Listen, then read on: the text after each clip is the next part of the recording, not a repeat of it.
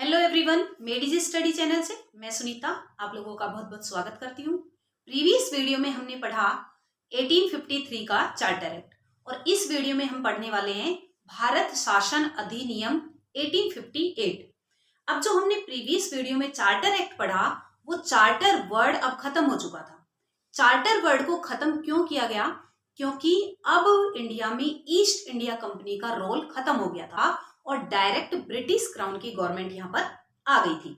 तो अब यहाँ पर एक क्वेश्चन बनता है, लास्ट चार्टर एक्ट कब आया? तो आपका आंसर होगा 1853। जो भारत शासन अधिनियम है इसको भारत शासन अधिनियम 1858, भारत शासन अधिनियम या महारानी का घोषणा पत्र भी कहा जाता है। तो इसके डिफरेंट नेम है, तो आप इसमें कंफ्यूज मत होना कि महारानी का घोषणा पत्र या भारत शासन अधिनियम या भारत शासन अधिनियम 1858, तो ये तीनों एक ही है।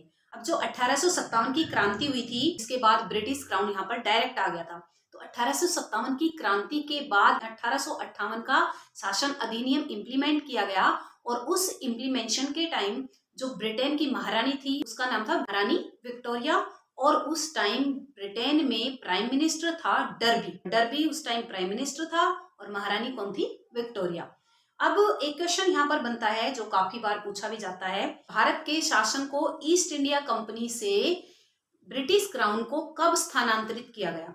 तो आपको उसमें अधिनियम बताना है, अधिनियम 1858। तो आप ये यहाँ पर ये काफी इंपॉर्टेंट क्वेश्चन है। तो अब जो ये 1858 का 1858 का अधिनियम बनाया गया तो इसको इम्प्लीमेंट किया गया, तो उसमें कौन कौन से प्रावधान रखे गए, कौन कौन से प्रोविजंस थे, तो हम उन प्रोविजंस के बारे में, उन प्रावधान के बारे में यहाँ पर डिस्कस करेंगे। तो प्रोविजन, प्रावधान और कई बार ये वर्ड आ जाता विशेषताएं कि फीचर्स क्या थी, तो उसमें भी आप इन्हीं को इंक्लूड करेंगे। तो अब हम डिस्कस कर लेते हैं जो प्रावधान थे या जो प्रोविजंस थे या उनकी फीचर्स या विशेषताएं थी उनको डिस्कस करते हैं। तो प्रावधान, point number first, east India company का अंत हो गया। ईस्ट इंडिया कंपनी का अंत हो गया। कौन से अधिनियम में ईस्ट इंडिया कंपनी का अंत हो गया था? 1858। ईस्ट इंडिया कंपनी का अंत करके किसका रूल यहाँ पर आ गया था? ब्रिटिश क्राउन का। तो यहाँ तक क्लियर। नेक्स्ट आता है सेकेंड पॉइंट, द्वैध शासन प्रणाली का अंत हो गया। अब ये द्वैध शासन प्रणाली क्या थी? दोहरी जो शासन प्रणाली थी वो खत्म हो चुकी थी। अब यहाँ पर कैसे द्वैध शासन प्रणाली चल रही थी 1858 तक, कि जब हमने पढ़ा 1773 के रेगुलेटिंग एक्ट में कि कोर्ट ऑफ डायरेक्टर को स्टेब्लिश किया गया था और जब पिट्स इंडिया एक्ट आया तो बोर्ड ऑफ कंट्रोल को स्टेब्लिश किया गया। अब जो बोर्ड ऑफ कंट्रोल है इसके ऊपर कॉन्क्यूरिंग होगी पार्लियामेंट या फिर गवर्नमेंट की। कौन सी पार्लियामेंट? ब्रिटिश की पार्लियामेंट। बोर्ड ऑफ कंट्रोल कॉन्क्यूरिंग रखेगा या नजर रखेगा बोर्ड ऑफ डायरेक्टर के ऊपर या कोर्ट ऑफ डायरेक्टर। ये यहाँ पर बोर्ड ऑफ डायरेक्टर और कोर्ट ऑफ डायरेक्टर एक ही वर्ड है, आप इसमें कंफ्यूज मत होना क्योंकि कई जगह इसको कोर्ट ऑफ डायरेक्टर कहा गया है, कई जगह इसको बोर्ड ऑफ डायरेक्टर कहा गया है। तो पार्लियामेंट किसके ऊपर नजर रखेगी? बोर्ड ऑफ कंट्रोल के ऊपर।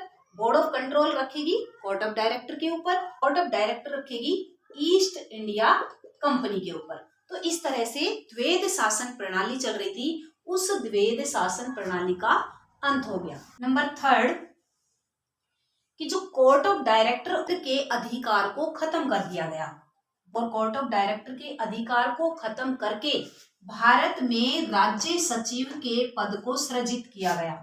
भारत में राज्य सचिव के पद को सृजित किया गया, पद को सृजित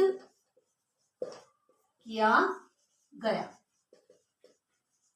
अब जो भारत का राज्य सचिव था, अब तक जो सारी concurring board of control, court of director ये इनके ऊपर थी, अब वो भारत के राज्य सचिव के पास आ गई और इनके रोल को खत्म कर दिया। ना कोर्ट ऑफ डायरेक्टर के पास पावर, ना बोर्ड ऑफ कंट्रोल के पास कोई पावर है। जो पावर आ गई वो किसके पास आ गई? राज्य के सचिव के पास आ गई। जो भारत का राज्य सचिव बनाया गया इसकी हेल्प के लिए एक परिषद भी बनाई गई। क्या बनाई गई? परिषद बनाई गई और उस परिषद में मेंबर रखे गए 15। कितने मेंबर रखे गए? 15 मेंबर। अब वो 15 मेंबर हेल्प करेंगे जो नया सचिव बनाया गया था उस सचिव की हेल्प करेंगे। जैसे यहाँ पर भी कई सारे मेंबर थे ना, यहाँ 24 थे, फिर 18 कर दिए गए, यहाँ पर 6 मेंबर्स थे, तो उनकी जगह उनको हटा के अब एक राज्य सचिव बनाया और उस सचिव का मेन रोल था, वही मेन वर्क कर रहा था, और उनके हेल्प के लिए 15 मेंबर को अपॉइंट किया गया जो उसकी परिषद कहलाएगी। यहाँ तक क्लियर हो गया। नेक्स्ट पॉइंट आता है कि जो परिषद के मेंबर है, अब जो सचिव है, इनको सैलरी भारत के राजकोष से दी जाएगी। वेतन कहाँ से दिया जाएगा इनको? भारतीय राजकोष से, भारतीय राजकोष से, यानी कि जो ब्रिटिश का राजकोष है, ब्रिटिश का जो खजाना है, वहां से इनको वेतन नहीं मिलेगा। इनको सैलरी कहाँ से मिलेगी? इंडिया का जो राजकोष था, जो खजाना था, जो ट्रेजरी थी, वहां से। नेक्स्ट पॉइंट आता है, ये काफी इंपॉर्टेंट पॉइंट है कि अब जो गवर्नर जनरल था उसकी जगह वायसराय बनाया गया। तो यहाँ पर बन जाएगा पॉइंट, वायसराय के पद को सृजित किया गया, पद को सृजित किया गया। सभी स्टूडेंट साथ साथ नोट्स बनाते जाएं जिससे आपको रिवीजन में कोई प्रॉब्लम ना हो। तो बेटर होगा कि नोट्स बनाओगे तो बीच में जो मैं इनको एक्सप्लेन करती हूँ उन वर्ड्स को भी लिख लो आप। जो भारत का गवर्नर जनरल था उसकी जगह, यानी कि अब गवर्नर जनरल के पद को खत्म करके वायसराय के पद को सृजित कर दिया गया। अब यहाँ पर क्वेश्चन बनता है कि फर्स्ट वायसराय कौन था? फर्स्ट वायसराय वही होगा जो लास्ट गवर्नर जनरल होगा। तो उस टाइम गवर्नर जनरल था लॉर्ड कैनिंग, और ये लॉर्ड कैनिंग क्या बना? First viceroy.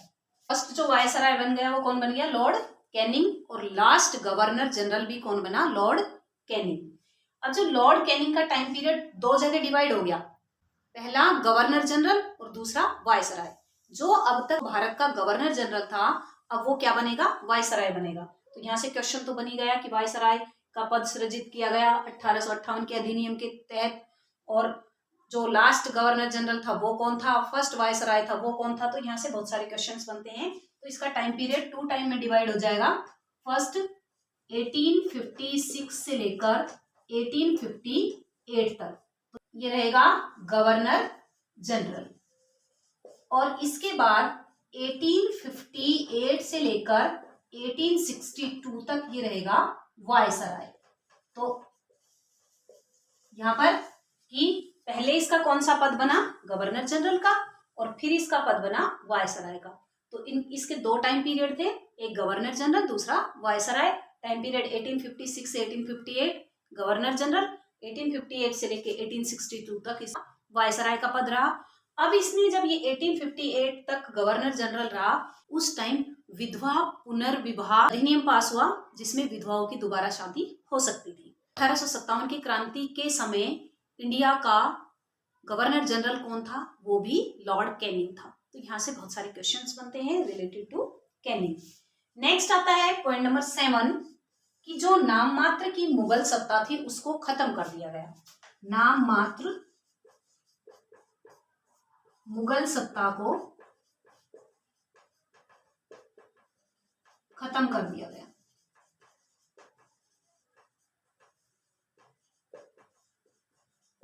जो अब तक मुगल सत्ता बस थोड़ी बहुत रह गई थी उसकी एंडिंग हो चुकी थी। पॉइंट नंबर 8 या प्रावधान नंबर 8 कि जो अब तक ईस्ट इंडिया कंपनी की आर्मी थी, जो सेना थी, अब वो सारी ब्रिटिश के अंडर में चली गई, ब्रिटिश गवर्नमेंट के अंडर में चली गई थी। ईस्ट इंडिया कंपनी या कंपनी की सेना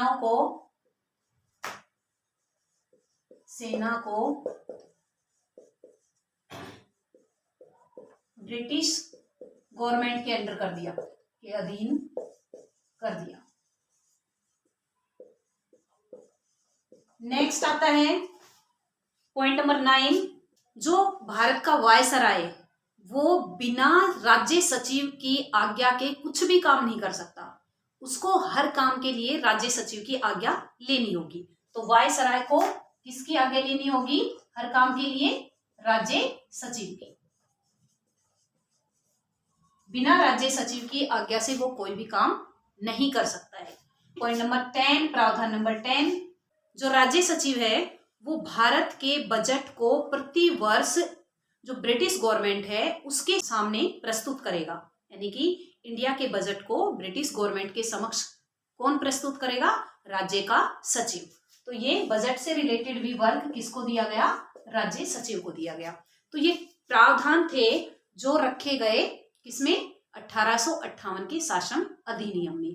तो उस टाइम जो फीचर्स थी इस 1858 के शासन अधिनियम की, या आप इसको प्रावधान बोल सकते हो, प्रोविजन बोल सकते हो, विशेषताएं बोल सकते हो, तो ये इंक्लूड होंगे सारे इसमें। और इनसे बहुत सारे क्वेश्चंस बनते हैं, वायसराय से रिलेटेड, गवर्नर जनरल से रिलेटेड, सचिव से रिलेटेड, या ईस्ट इंडिया कंपनी से, board of director, board of control.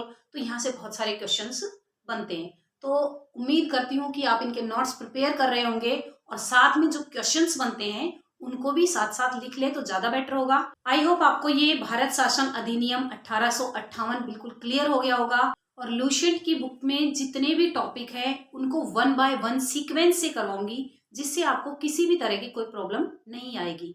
Problem तब नहीं आएगी जब आप हर वीडियो को ध्यान से देखेंगे, सीक्वेंस से देखेंगे, नोट्स बनाएंगे, रिवाइज करेंगे, तो आपको प्रॉब्लम आ ही नहीं सकती।